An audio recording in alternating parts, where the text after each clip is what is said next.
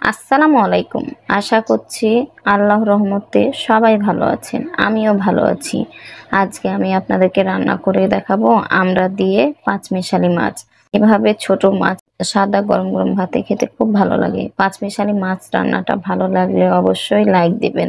যারা চ্যানেলটা সাবস্ক্রাইব করেছেন তাদেরকে তো অসংখ্য ধন্যবাদ। যারা চ্যানেলটা সাবস্ক্রাইব করেন প্লিজ চ্যানেলটা সাবস্ক্রাইব করেন। আর ফেসবুক থেকে দেখলে পেজটি ফলো করে রাখবেন। তাহলে চলুন মূল রান্নায় চলে যাই। এটা হচ্ছে পাঁচমিশালি মাছ। আমি পাঁচমিশালি মাছগুলোকে ভালোভাবে ধুয়ে পরিষ্কার করে নিয়েছি।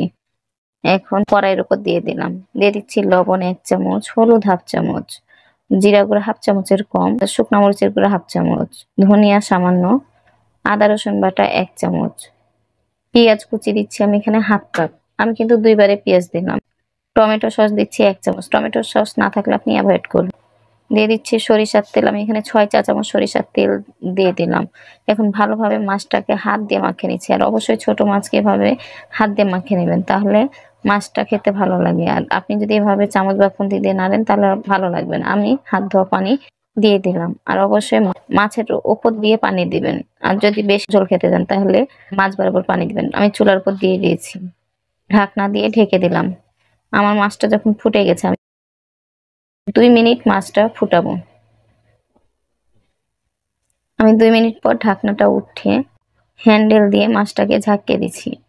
আপনারা চাইলে চামচ বা খুন্তি দিয়ে নেড়ে দিতে পারেন, তবে ছোট মাছ তো ভেঙে যাওয়ার সম্ভাবনা থাকে। আমি এখন আমড়া দিয়ে দিব। আমি আমড়াটাকে ছিলে এভাবে পিস পিস করে কেটে নিয়েছি। আবারও আমরা তারপর কড়াইটাকে ঝাঁকিয়ে নিয়ে ঢাকনা দিয়ে ঢেকে দিলাম। 5 মিনিট পর আবারও ঢাকনা উঠিয়ে আমি এখানে গোটা গোটা মরিচ দিয়েছি, তবে মরিচের মাথাটা একটু করে কেটে নিয়েছি। আর দিয়ে দিলাম সামান্য ভাজা জিরা গুঁড়া। আপনারা যদি ঝাল খেতে চান অবশ্যই মরিচগুলোকে ফালি করে কেটে নেবেন। আমার রান্না হয়ে গেছে, আমি চুলাটা অফ করে রেখে দিলাম। আমি 5 মিনিট পর ঢাকনাটা উঠে একটা সার্ভিং বাটিতে মাছগুলো উঠে নিচ্ছি। মাছের কালারটা খুব সুন্দর এসেছে না?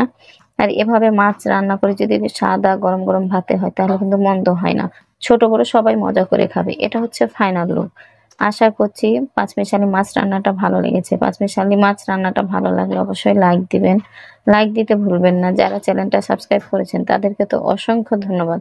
আর যারা চ্যানেলটা সাবস্ক্রাইব করেননি প্লিজ চ্যানেলটা সাবস্ক্রাইব করেন। আপনাদের একটা সাবস্ক্রাইব আমার জন্য অনেক মূল্যবান।